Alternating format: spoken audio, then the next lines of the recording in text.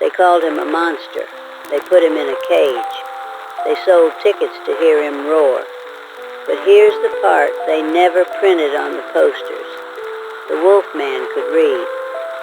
In 1826, he discovered that the real cage wasn't made of iron. It was made of words. Words that said he was not a man. Words that said he was property. And instead of breaking the bars, he learned the language of the jailer. Tonight, I'm going to show you how a beast outsmarted the law, bought his own freedom, and erased the legend that made him famous. Not with violence, with grammar. Everyone told you the story of the teeth. I am going to tell you the story of the pen. Let me stop this machine for a moment. This wax cylinder. Listen to it. Just hiss and scratch. A ghost trying to shout through a storm. That is what history sounds like when you let fear do the recording. It sounds like noise. I want to clear the noise away. I'm 89 years old, or perhaps 90. The calendar and I stopped speaking some years ago. But I remember because I held the hand of the man who wrote this name. And his hand felt just like yours. We must go back. We must go back to the frost. It was 1815, or maybe it was 1816. It was the year the winter did not leave, the year the ground stayed hard as iron until late May. In a small parish that no longer has a name on the map, a door was closing. It was a heavy oak door, and on the other side of it, standing in the snow, was a boy. He had no name then. The register inside the church had a line drawn through the spot where his baptism should have been.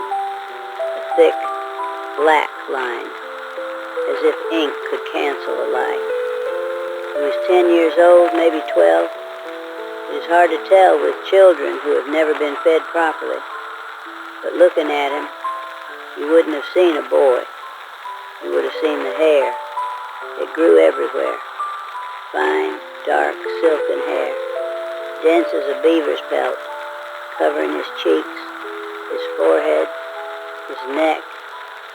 Only his eyes were clear, two brown eyes staring out from a soft, dark mask. The priest did not beat him. We like to think of villains as men with whips, but the true villains are often quiet men who simply lock the latch. The priest told him that his face was a distraction to the faithful, that his presence in the choir loft was making the other children dream of devils. Go to the forest, the priest said. God made the wild things for the woods. And the door shut. I want you to feel the cold of that wood against the boy's ear. I want you to feel the vibration of the bolt sliding home. That is the sound of a life ending before it has begun. The boy stood on the step. He was wearing a shirt made of rough sackcloth, too thin for the wind. The snow was already gathering on the hair of his arms. He could have walked into the forest. He could have curled up under a pine tree and let the cold take him. That is what they expected him to do.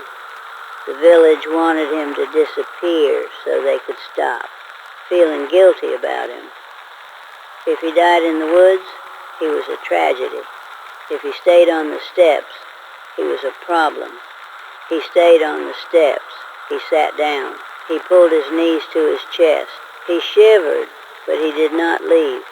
Even then, without a word in his head, he knew something important. He knew he was not a wolf. A wolf would run to the trees. A human waits for the door to open. He waited 3 days. He ate snow to keep his belly from cramping. He slept in the corner where the stone wall met the wood, trying to borrow a little heat from the building.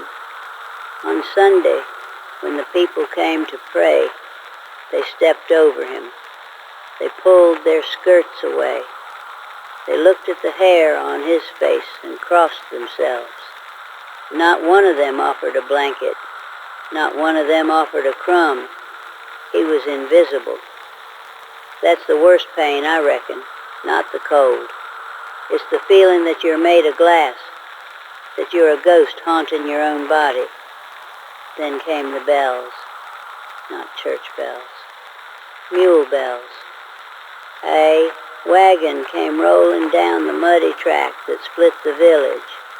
It wasn't a fine wagon, not yet. The paint was peeling, blue and yellow, and the canvas cover was patched with gray wool, but it smelled of something the boy hadn't smelled in a long time. It smelled of roasting pork. The wagon stopped. A man stepped down. I must describe this man carefully, because you will want to hate him later. But you must understand, in that moment, he looked like a savior. He wore a coat with a velvet collar. It was stained, yes, and worn at the elbows, but it was velvet. He had a hat tall enough to hold a rabbit, and a smile that seemed to have extra teeth in it. This was the Showman. He walked up the church steps, whistling a tune. He saw the bundle of rags and hair shivering against the stone. He didn't step over it. He stopped. He squatted down. His boots crunched in the ice. He reached out a hand, a gloved hand. He brushed the snow off the boy's shoulder. He touched the thick hair on the boy's cheek. He didn't pull away. He didn't make the sign of the cross. "Well now," the Showman said. His voice was warm, like syrup poured over a dry biscuit. "What is a royal prince doing sleeping like a beggar?" The boy looked up. His eyes were wide. He had never heard those words. "Prince?" The Showman smiled. He took a piece of dried meat from his pocket, salted beef tough as leather, and held it out. The boy snatched it. He tore at it with hunger that made his jaw snap. "Slowly, Your Highness," the Showman laughed. "Slowly. Wolves don't chew, but kings do." The boy froze. "I am not a wolf," he whispered. It was the first time he had spoken in weeks. His voice was rusty, unused. "Are you sure?" the Showman asked. He wasn't mocking him. He was looking at him with a strange intensity, like an appraiser looking at a diamond that just needs a little cutting. "Look at you, boy. You're dressed in fur that no tailor could sew. You survive the frost that kills. Strong men, you're special." The Showman stood up. He offered his hand again. "They locked you out because they are sheep," he said. "Sheep are always afraid of the wolf. Come with me. I don't keep sheep. I keep lions. I keep giants. I keep the wonders of the earth." "Where?" the boy asked. "To a place where people will pay to look at you," the Showman said. Not with fear, with awe. The boy took his hand. It wasn't a choice, really. It was death on the steps or life in the wagon. He climbed up onto the bench seat. The Showman threw a blanket over him, a heavy wool blanket that smelled of horses and tobacco. It was the warmest thing the boy had ever felt. As they rode away, the Showman began to speak. He didn't ask the boy his name. He didn't ask about his parents. He told him a story instead. "You were found," the Showman said, weaving the lie as the wheels turned, "in a cave deep in the Carpathian Mountains. Your mother was a she-wolf, a great silver beast who stole you from a cradle and raised you as her own. That is why you have the coat. That is why you have the strength. You're half man, half legend." The boy listened. He knew it wasn't true. He knew he had been born in a shack down the river, and that his mother had cried when she saw him, and that she had left him at the shelter when he was 4, because the landlord threatened to evict her if she kept the goblin child. He remembered the tears. He remembered being human. But the Showman story was better. In the Showman story, he wasn't abandoned. He was chosen. In the Showman story, the hair on his face wasn't a curse from God. It was a badge of wild power.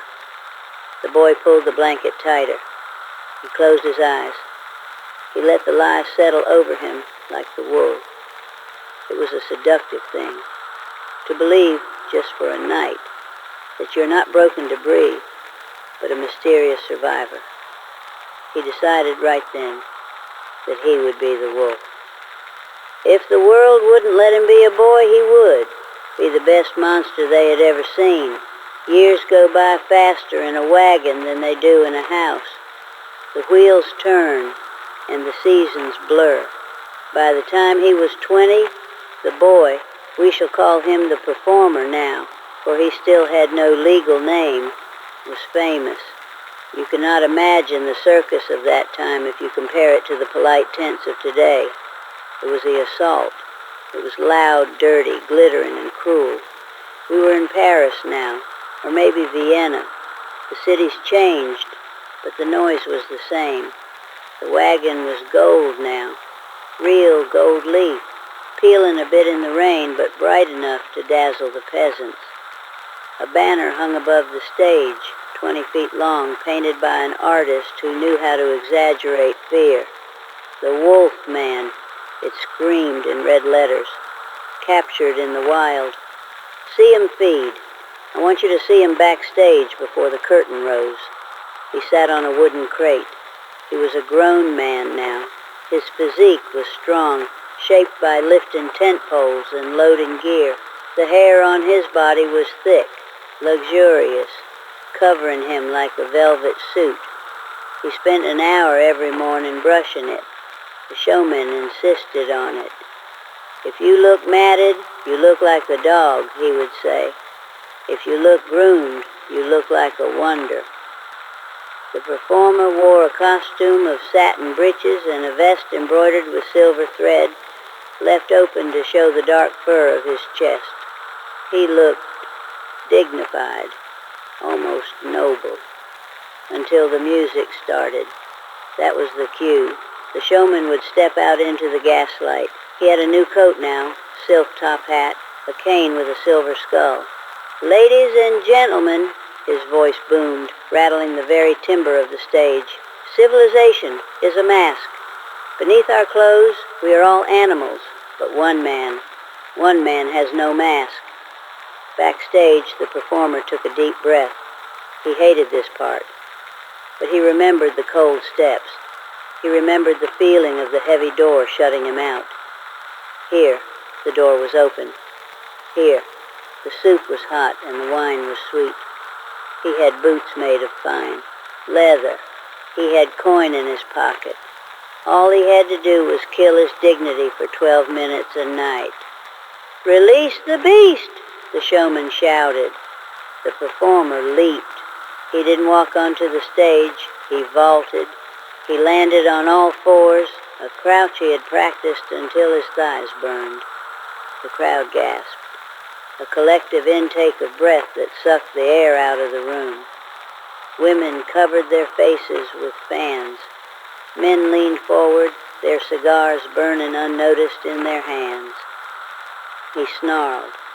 It was a theatrical sound, something he had learned by listening to bears and stray dogs, mixing the bass of his own chest with a guttural roll of the tongue.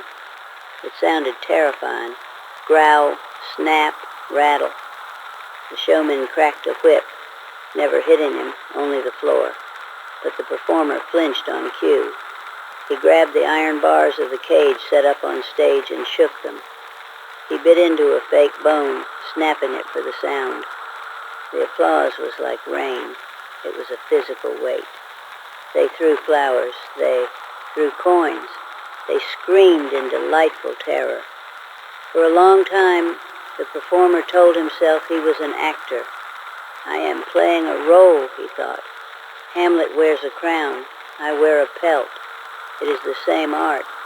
He would stand up at the end of the show, bow on 2 legs, and see the confusion in their eyes. He loved that confusion.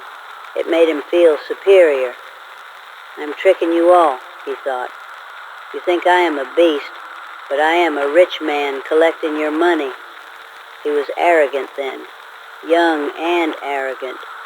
He thought the lie was his servant. He thought because he was well fed, he was free. The showman would slap him on the back after the curtain fell. "Magnificent," he would say, counting the pile of silver. "We are partners, my boy, partners in the greatest trade on earth." And the performer believed him. He really did. He saw the gold stacking up in the lockbox. The showman kept the key, of course, for safety, he said. "You know how thieves target the caravan. I'll keep your share in the heavy vault until we get to the city." It made sense.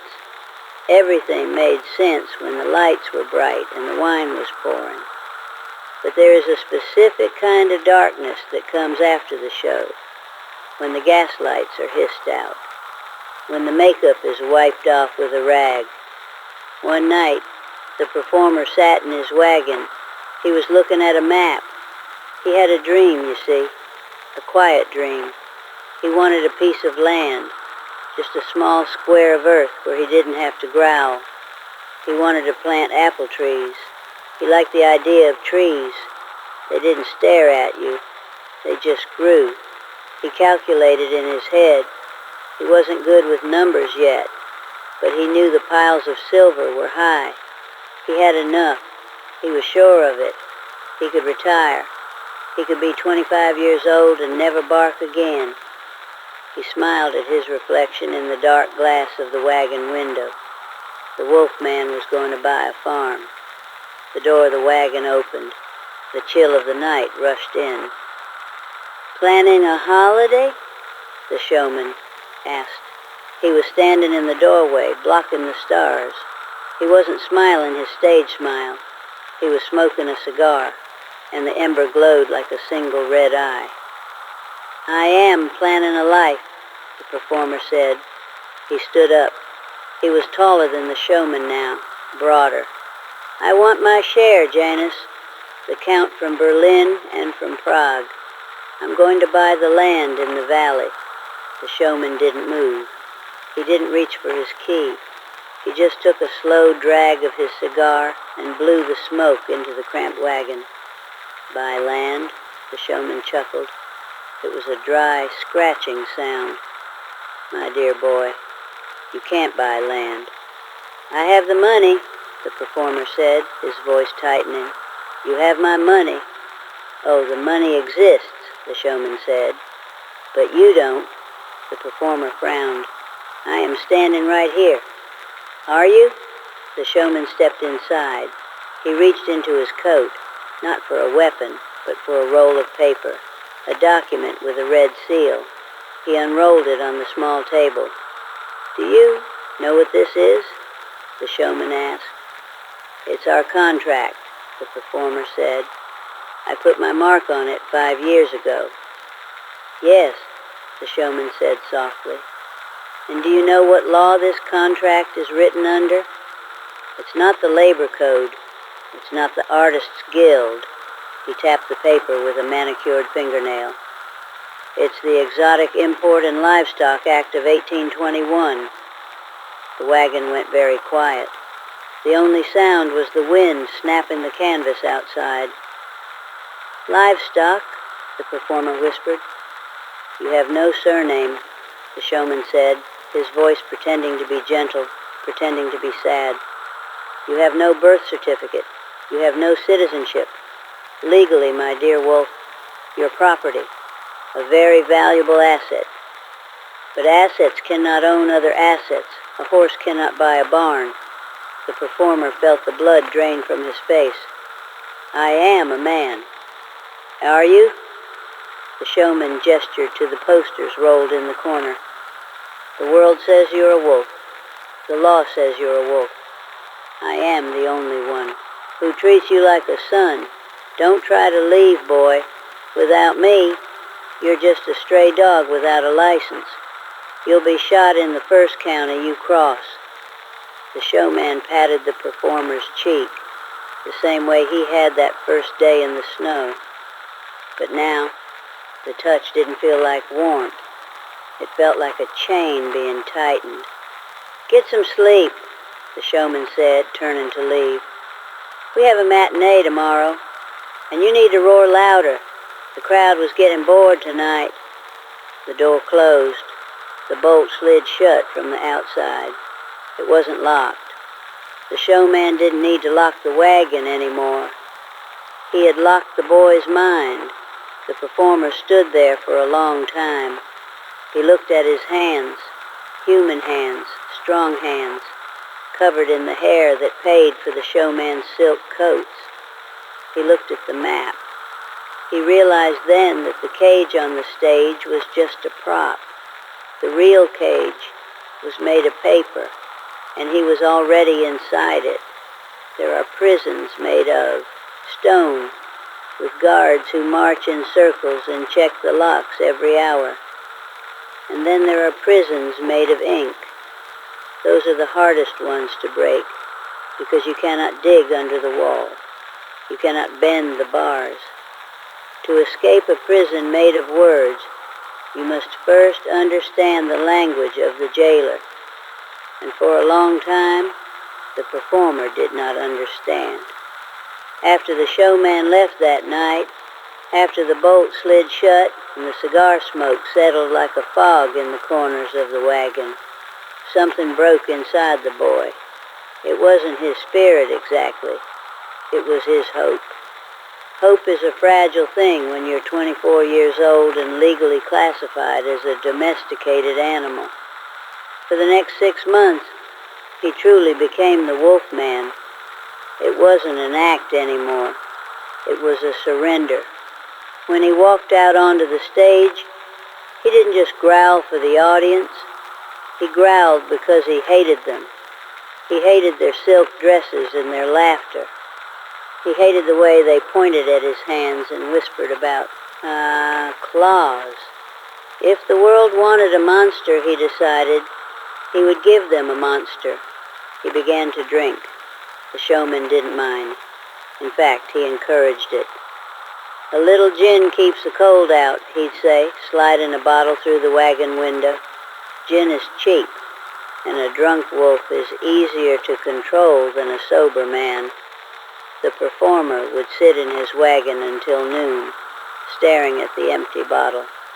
He would look in the mirror, a small, cracked square of glass nailed to the wall. He would stare at the thick, dark hair growing on his cheeks, the heavy brows that met in the middle, the fur that covered his neck. "Maybe he is right," he would whisper to the glass. "Maybe my mother was a wolf. Maybe I belong in a den." He stopped brushing his coat. He let it mat and tangle. He stopped cutting his fingernails until they curled. He stopped trying to speak clearly. He let his words slur into grunts. It was easier to be the beast. It hurt less. If you are an animal, you don't have to worry about the future. Animals live in the now. They eat, they sleep, they bite. I want you to see him on a rainy Tuesday in Hamburg. He is sitting on the floor of the wagon. He has a shard of glass in his hand. He is looking at his wrist. The veins are there, blue and strong under the hair. One cut, just one cut, and the asset becomes worthless. It would be a revenge, wouldn't it, to ruin the showman's investment. But as he held the glass, he saw his eyes in the reflection. They were not wolf eyes. They were brown. They were wet. They were terrified. Wolves are not terrified of themselves. Only men are terrified of what they have become. He dropped the glass. It shattered on the floor. He didn't pick it up. He realized something in that silence. The showman wanted him to be a beast. The showman wanted him drunk. The showman wanted him dead or docile. Rebellion through violence wasn't rebellion at all. It was just part of the act. If he bit someone, he would be shot. If he killed himself, he would be stuffed and put in a museum case. There is no dignity in being a dead monster. He needed a weapon. But what weapon works against a piece of paper? I am holding that weapon right now. It is small. It smells of mold and old glue. It fits in the palm of your hand. It is not a knife. It is a first primer of English grammar. Look at the cover. A picture of a cat playing with a ball of yarn. C is for cat, it says. D is for dog. This little book terrified the showman more than a loaded pistol ever could. The performer found it in the trash behind a schoolhouse in Lyon. He wiped the mud off the cover and hid it under his mattress. He didn't know what the letters meant. They were just black squiggles on the page. But he knew the showman looked at squiggles like these and knew things. He knew the showman looked at the contract and saw property, while the performer only saw agreement. The difference between a master and a slave is often just the alphabet. He needed a teacher. There was a man in the circus company who nobody noticed. His name was Mr. Finch. We will call him Mr. Finch, though on the payroll he was listed simply as clerk. He was a small man, thin as a rail, with spectacles that were always sliding down his greasy nose. He sat in the ticket booth, counting pennies. He sat in the supply wagon, counting sacks of oats. He was invisible in his own way. The showman screamed at him. The acrobats ignored him, but the performer watched him. He saw Mr. Finch reading by the firelight. He saw Mr. Finch writing letters to a wife he never saw. One night, after the show in Prague, when the camp was asleep and the only sound was the wind rattling the tent poles, the performer knocked on the door of the supply wagon. Mr. Finch opened the door, clutching a lantern. When he saw the massive, hairy shape standing in the darkness, he nearly dropped the light. He stumbled back, trembling. "Don't hurt me," he squeaked. "I have no money." The performer stepped into the light. He didn't growl. He didn't hunch over. He stood up straight, his head brushing the canvas roof. "I don't want your money," the performer said. His voice was rough from disuse, gravelly and deep. "I want your brain." He pulled a small leather pouch from his belt. It contained 4 silver coins, money he had stolen from the throw pit on stage, hidden in his cheek like a squirrel hiding nuts. He placed the coins on a barrel. "Teach me," the performer said. He pulled the muddy grammar book from his coat. Mr. Finch looked at the coins. That was 2 weeks' wages for a clerk. Then he looked at the book. Then he looked at the beast. He adjusted his spectacles. He saw the desperation in those brown eyes. "To read?" Mr. Finch whispered. "To understand," the performer corrected. "I want to know what the contract says." And so the lessons began. It was not a montage of easy success. It was a war. For a man who has never held a pen, the letter A is a mountain. The performer's hands were huge, callous, covered in thick hair. The pencil felt like a toothpick. It snapped in his grip. He would sweat with the effort of making a curve.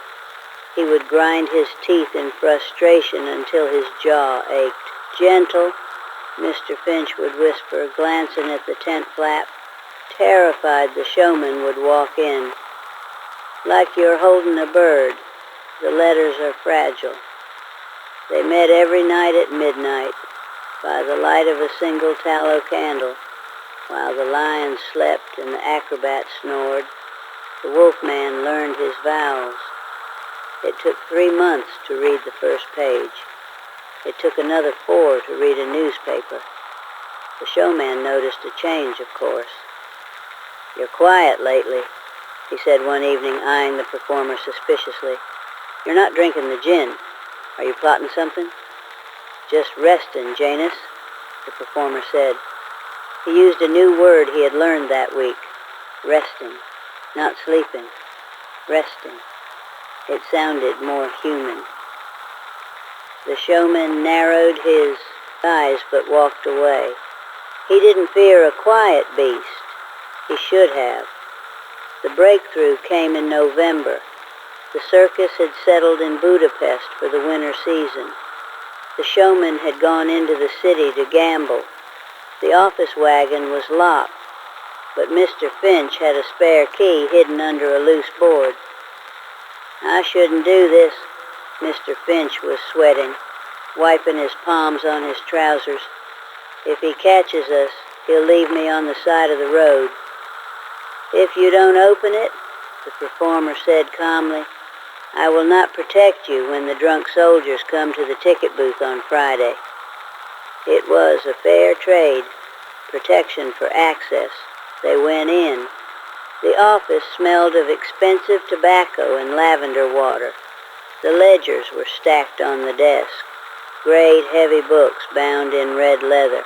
The performer opened the book marked 1826 to 1830. He didn't need Mr. Finch to read it for him anymore.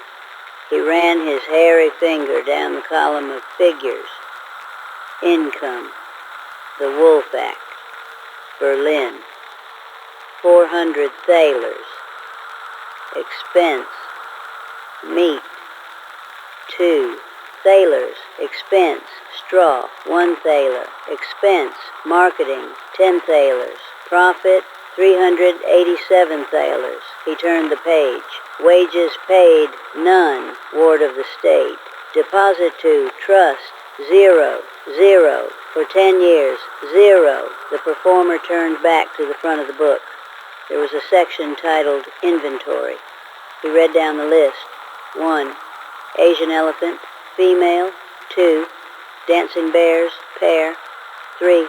The human dog, male, approximate age 25. He stopped. He read it again. The human dog. It wasn't even a name. It was a description of a thing. And next to it, a value. Insured for 5,000 francs. He was worth more dead than alive.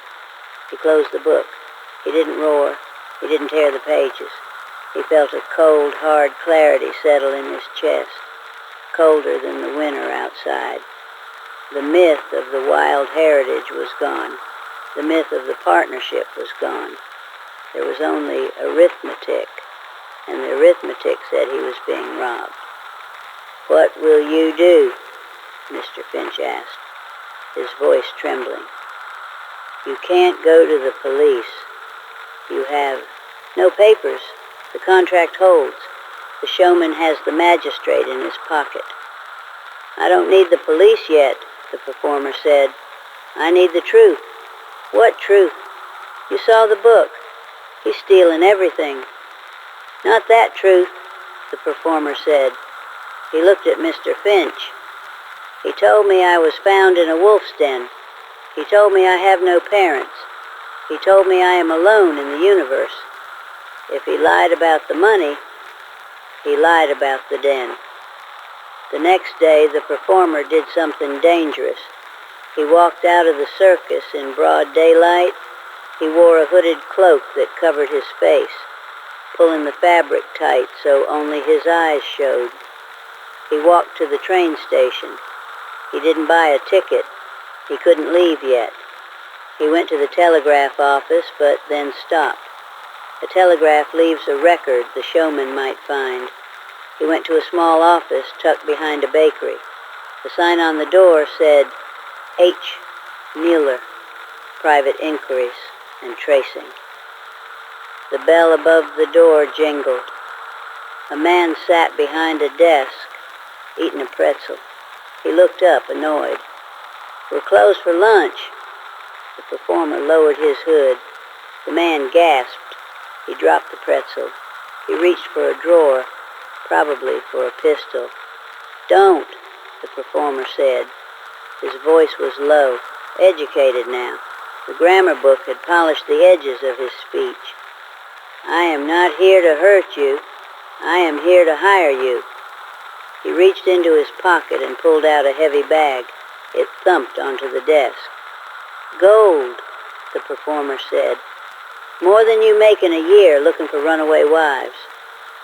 The detective, Muller, looked at the gold. Greed is a wonderful equalizer. It overcomes fear very quickly. He slowly took his hand off the drawer. What do you want? Muller asked, staring at the thick fur covering the client's face. I want to know who I am, the performer said.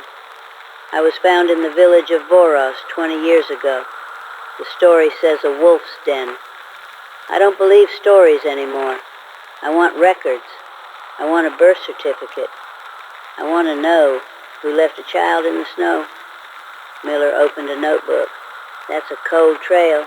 20 years? In a village that small? Records burn. People die. Go there, the performer commanded. Find the priest. Find the midwife. Find the graves. I want names. Human names.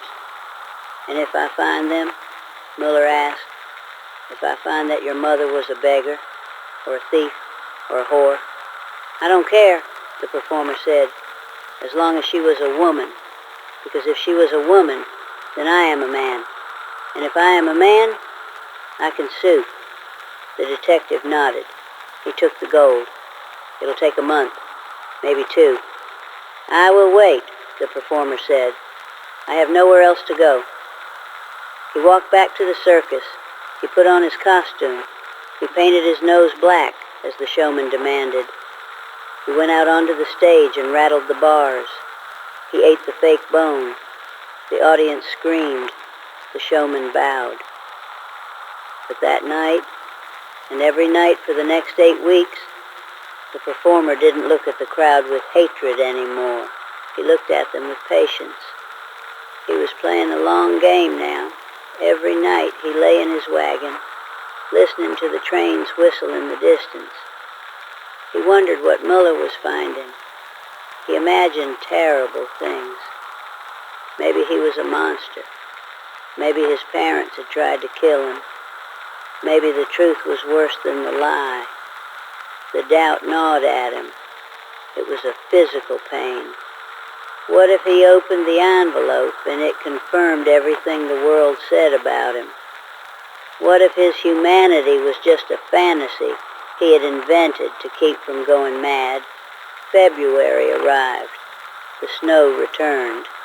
The performer was brushing his coat in the dressing room. A knock at the door. It was a boy. A street urchin paid a penny to deliver a message. He shoved a packet through the crack of the door and ran away, terrified of the smell of the beasts. The performer picked it up, a thick envelope, sealed with gray wax, the stamp of H. Muller. His hands shook. For the first time in years, the steady, strong hands of the wolf man were trembling like a leaf. He sat down on his crate. He held the envelope up to the light. Inside this paper was the end of the legend. Inside this paper, the wolf man died. He just didn't know yet what would be born in his place. He broke the seal. What does the truth look like? When you spend your whole life being told you are a myth, you expect the truth to be just as loud. You expect thunder. You expect a revelation written in fire across the sky. But that is the thing about reality, my friends. It is quiet. It is boring. And it is usually typed on cheap paper with a fading ribbon. The performer sat on his crate. The wax seal of the envelope cracked under his thumb. It made a sound like a small bone snapping, the last bone of the wolf. He pulled out the sheets, 3 pages. That was it. 25 years of mystery, condensed into 3 pages of dry, bureaucratic German. He held it to the lantern. The handwriting of Muller, the detective, was cramped and hurried, but the words were legible. Subject, origin inquiry, location, Voros village and surrounding parish. Findings, no evidence of feral discovery. No folklore of wolf abductions in the year 1815 matching the description. The performer's heart hammered against his ribs. No evidence. He read on. Muller had done his work well. He had bribed the right clerks. He had dug into the dusty boxes in the church basement that nobody had opened since Napoleon marched through. Found. Entry in the parish relief ledger, dated January 1814. Name, Lucas. No surname recorded. Mother, Elena, a spinner at the wool mill. Deceased, 1815, lung fever. Father, unknown/not listed. Note, child exhibits distinct hypertrichosis, excessive hair. Placed in orphanage custody after mother's death. Expelled from custody 3 days later due to superstitious complaints from local congregation. There it was. Lucas. He said the word out loud. It felt strange in his mouth. It was a soft name, a human name, a name you would call a boy to come inside for supper. It wasn't the beast. It wasn't the human dog. It was just Lucas. He read the next line again. Spinner at the wool mill. His mother wasn't a she-wolf. She was a woman who worked with wool. She probably had calloused fingers. She probably coughed in the damp air of the factory. She hadn't abandoned him to the wild. She had died. And the people who were supposed to protect him, the church, the village, had thrown him away. He sat there for an hour just staring at the name Elena. He didn't cry immediately. The first feeling wasn't sadness. It was a terrible, crushing disappointment. The legend was gone. He wasn't special. He wasn't a prince of the forest. He was just the son of a dead factory worker, discarded by a cruel town. The magic evaporated, leaving him shivering in a drafty wagon. He felt small. He felt ordinary. And then he felt the power of it. Ordinary. If he was ordinary, he was a citizen. If he was a citizen, he had rights. A wolf cannot sue for stolen wages. A wolf cannot own property. But Lucas can do whatever he damn well pleases. He stood up. He walked to the mirror, the broken one he used to hate. He looked at the face that had made him rich and terrified the continent. The hair was still there. The heavy brows were still there. But the eyes were different now. They weren't looking for a den. They were looking for a courtroom. He took the papers and folded them into his breast pocket, right next to his heart. He waited until the next afternoon. He wanted the showman to be comfortable. The showman, Janus, was in his office wagon. It was a lavish space, draped in velvet, smelling of expensive brandy and old dust. He was counting money. He was always counting money. Stacks of silver thalers, piles of banknotes. He looked up when the door opened, expecting a servant with tea. Instead, he saw the wolf man. But the wolf man wasn't wearing his collar. He wasn't wearing the velvet vest or the satin breeches. He was wearing a plain woolen shirt he had bought from a farmhand, and he was holding a ledger, the stolen ledger from the office. Janus laughed. It was a nervous sound. "What is this? Are you learning to do the books now?" "I am learning a great many things," Lucas said. The voice was steady. It was the voice of the man who had sat up all night reading grammar. It didn't growl. It enunciated. Janus stopped counting. He put his cigar down in the ashtray. "You shouldn't be in here. Go back to your wagon. We have a show at 7. "There will be no show," Lucas said. He stepped forward and placed the ledger on the desk, right on top of the money. "Not until we settle the account." "Account?" Janus stood up. He tried to summon the old thunder, the voice that commanded lions. "You are my creation. I found you in the mud. I made you a star. Everything you have, this wagon, this food, this life, is because of me. You made me a prisoner, Lucas corrected him, and you stole from me. Section 4, paragraph 2 of our contract states that earnings are held in trust. But the trust is empty, Janus. Janus sneered. Contracts are for people, boy, not for attractions. You are a curiosity. You have the legal status of a prize horse. Be grateful I don't sell you to a glue factory. This was the moment, the pivot point of a life. Lucas could have leapt across the desk. He could have torn Janus's throat out. That is what the script called for. That is what the audience would have paid to see. The beast finally snaps. But Lucas didn't move. He reached into his pocket and pulled out the letter from Muller. I have a name, he said softly. Lucas, son of Eleanor, baptized in the parish of Voros, 1814. I'm a subject of the crown. I am a natural-born citizen. He laid the birth certificate on the desk. Janus looked at the paper. His face went pale. He knew the law better than anyone. That was how he exploited it.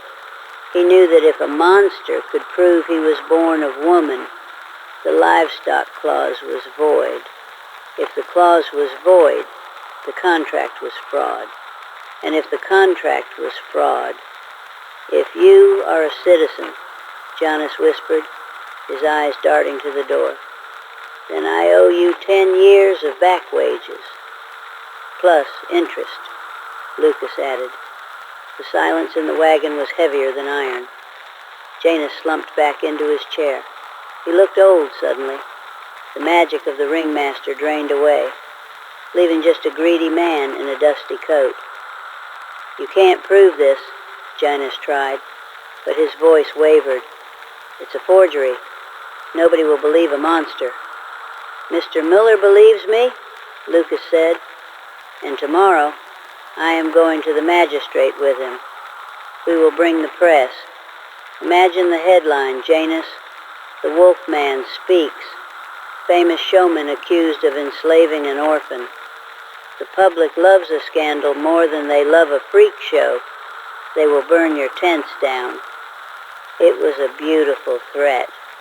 Not violent, just true. The Victorian crowd was fickle. They loved to be moral almost as much as they loved to be entertained. If they found out their monster was a victim, they would turn on the showman like a pack of dogs. Janus stared at him. He saw the intelligence in those brown eyes. He saw the weeks of secret reading, the careful planning, the dignity that he had tried to beat out of him. How much? Janus asked. The defeat was in his shoulders. Everything in the safe, Lucas said. That's ruin. That's my retirement. No, Lucas said. It's my life. You spent 10 years selling my face. I am buying it back. Janus looked at the safe.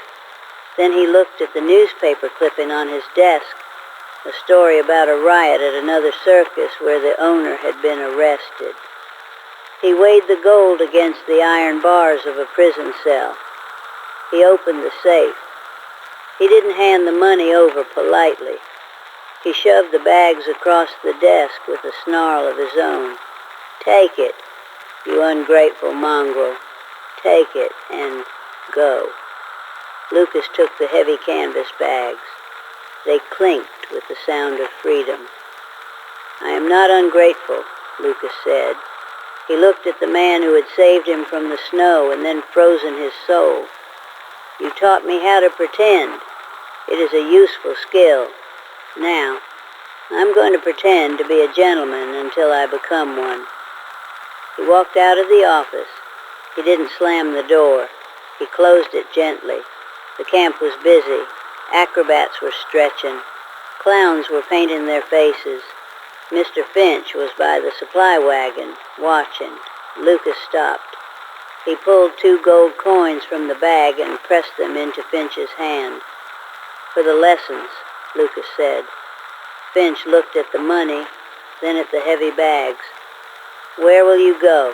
He whispered. The world isn't kind to people who look like us." "I know," Lucas said, "but the world is also very easily bought." He went to his wagon one last time. He didn't pack the costume. He left the embroidered vest. He left the fake bone. He took only the mirror, the grammar, book, and his money. He walked out the main gate. The banner overhead waved in the wind. The terrifying wolf man. He didn't look up. He wasn't that person anymore. The walk to the town was long. The rain started to fall, washing the grease paint from his pores, soaking into the thick hair on his face. He pulled his hood up, but not to hide. He just wanted to be warm. He stopped at a barber shop near the station, a small place with a striped pole and a sleepy cat in the window. The barber, a stout man with a white mustache, looked up and froze. He saw the figure in the doorway, dripping wet, face covered in fur. We don't serve animals," the barber stammered, reaching for his razor. Lucas stepped inside. He put a gold coin on the counter, a whole gold coin for a shave that cost pennies. "I am not an animal," Lucas said, "and I don't want to shave. I want to trim." The barber looked at the gold. Then he looked at Lucas's clothes, rough but clean. "A trim?" "Make it neat," Lucas said, sitting in the chair. "I have a train to catch. I want to look like a man who owns a business." The barber's hands shook at first, but hair is just hair. It cuts the same whether it is on a judge or a wolf. Snip, snip, the long matted strands fell to the floor. The wild mane was tamed into a thick, respectable beard. The hair on the forehead was combed back and pomaded. When the barber spun the chair around, Lucas looked in the glass. He was still covered in hair. That would never change. He was still strange. People would still stare. But looking back at him wasn't a monster from a nightmare. Looking back at him was a man with a serious, dignified face. A man with a sorrowful history, but a clean collar. "Thank you," Lucas said. He walked to the train station. The ticket agent stared, mouth open. But Lucas didn't roar. He placed his money on the counter and spoke 5 words that he had practiced in his head for 1,000 nights. "1 ticket, first class. Vienna." The agent hesitated. He looked at the freak. Then he looked at the money. Then he looked at the calmness of the passenger. He stamped the ticket. Lucas took it. He walked onto the platform. The steam of the engine swirled around him, thick and white, shielding him from the curious eyes of the crowd. He wasn't hiding in the fog this time. He was walking through it. He boarded the train. He found his seat, velvet, plush by the window. He sat down. The train lurched forward. The whistle blew, a long, lonely sound that echoed off the station walls. As the train picked up speed, moving past the fields, past the forests, past the tents of the circus fading in the distance, Lucas reached into his pocket. He pulled out the baptismal certificate. He wasn't Lucas the Wolf Boy anymore. He was Lucas the Traveler. But freedom is a terrifying thing. The cage tells you where to stand. The cage tells you when to eat. Now, the horizon was wide open, and the question that hammered in his chest louder than the wheels on the track was simple. Now that I am a man, what do I actually do? What does a man do when he stops being a curiosity? For 20 years, his job was to be stared at, to stand in the light and let people project their fears onto his skin.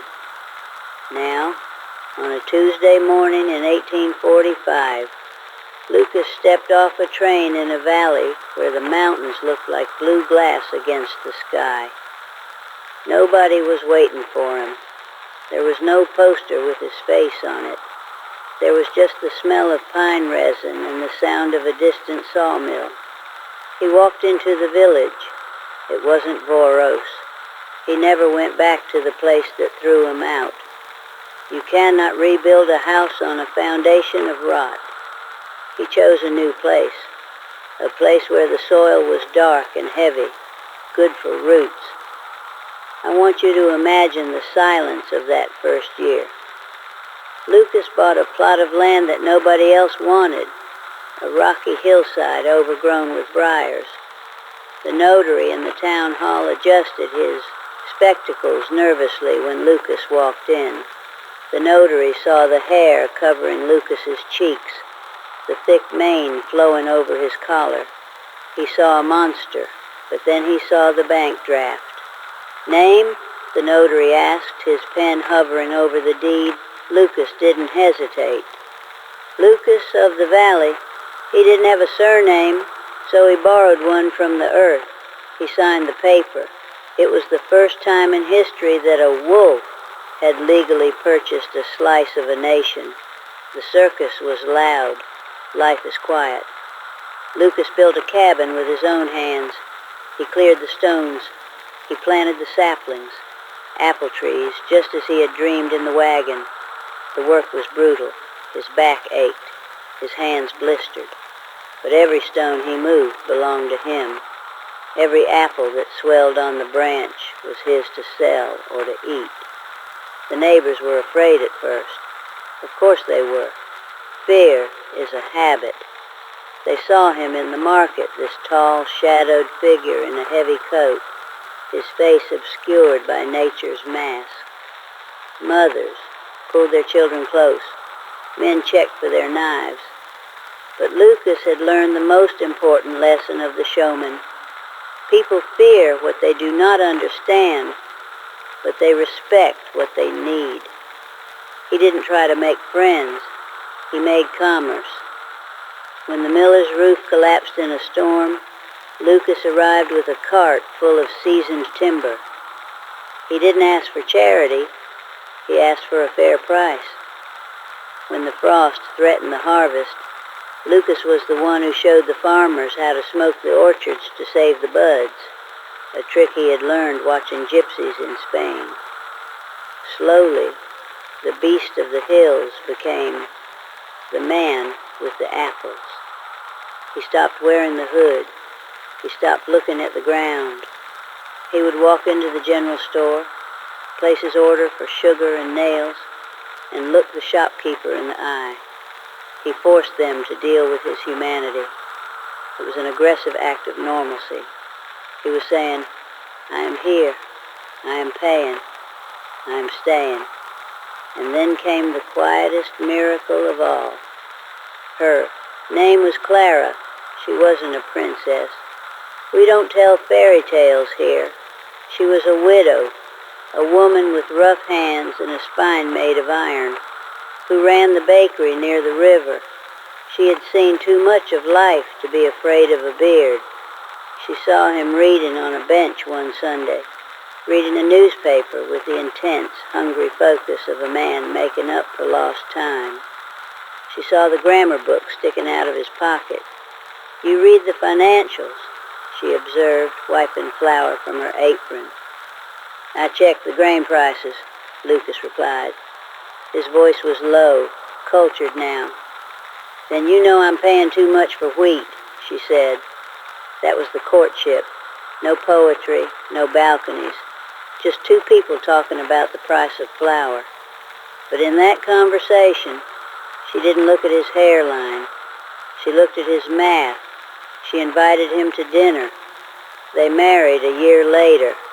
The gossip in the town was vicious, as you can imagine. How can she sleep next to that? What if they have children? Will the babies bark? People are cruel because they are small. Lucas and Clara were big. They built a house made of brick. They expanded the orchard. They hired men who had once jeered at Lucas in the street to pick the fruit. And yes, they had children, 2 boys and a girl. And here's the thing that the gossip mongers prayed wouldn't happen, but history records as a fact. The children were born smooth. They had their mother's nose and their father's brown eyes. But they didn't have the wolf gene. Nature is a roll of the dice, and sometimes the dice come up clean. Lucas loved them with a fierce, terrifying protection. He taught them to read before they could walk. He filled the house with books, stacks of them piled on the floor, lining the windowsills. "Why do we read so much, Papa?" his daughter asked him once. "Because," Lucas said, stroking his thick furred cheek, "if you can read the contract, they can never put you in a cage." He never told them about the circus. He never showed them the posters or the fake bones. That part of his life was a locked room in his memory, and he threw away the key. He wanted to be boring. He wanted to be a father who discussed rainfall and invoices.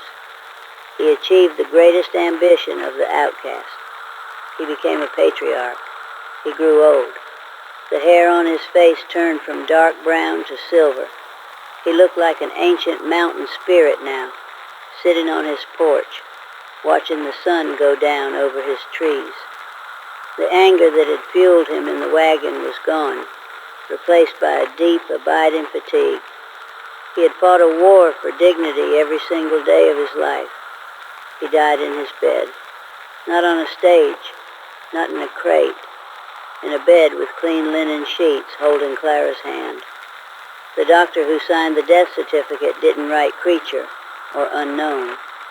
He wrote, Lucas of the Valley, landowner, husband, father. The funeral was the largest the valley had ever seen. The people didn't come to stare. They came to mourn the man who had lent them money when the crops failed. They came to honor the neighbor, and now I want to show you the final thing. I am closing the ledger now. The numbers balance, the debts are paid. But look here, on the wall of my study, it is a daguerreotype, a photograph on a silver plate. It is blurry around the edges, as all old things are, but the center is sharp. It shows a family sitting on a porch, a woman in a stiff black dress looking stern, 3 children in Sunday best, squirming on a bench. And behind them, standing like a guardian oak, is Lucas. You can see the face clearly. The photographer didn't try to hide it. The light catches the silver in his beard. He isn't growling. He isn't crouching. One hand rests on his wife's shoulder. The other is tucked into his waistcoat. His eyes are looking straight into the lens, straight at me, straight at you. There's no shame in them. There's no question. It is the look of a man who knows exactly who owns the ground he is standing on. When he died, his will was open. It surprised everyone. He left the farm to his children, of course, but the liquid assets, the gold he had taken from the Showman's safe, carefully invested for 40 years, were set aside for a specific purpose. The Lucas Fund for Undocumented Children, it still exists. If you go to Vienna today, there's a small office near the university. It pays for birth certificates. It pays for legal fees for orphans who have no name. It pays for grammar books. The lawyer who manages it told me the motto of the trust, written by Lucas himself in that jagged, practiced hand, "No child is a ghost." The wax cylinder on my desk has stopped spinning. The silence has returned. They say history is written by the victors. I don't believe that. History is written by the people who learn how to write. Lucas was born a monster in the eyes of the world, but he died a man because he refused to let the world hold the pen. He walked out of the legend and into the census. And that, my friends, is the only magic trick that actually matters. Put the ledger back on the shelf. We are done here. The wolf man is dead. Long live Lucas.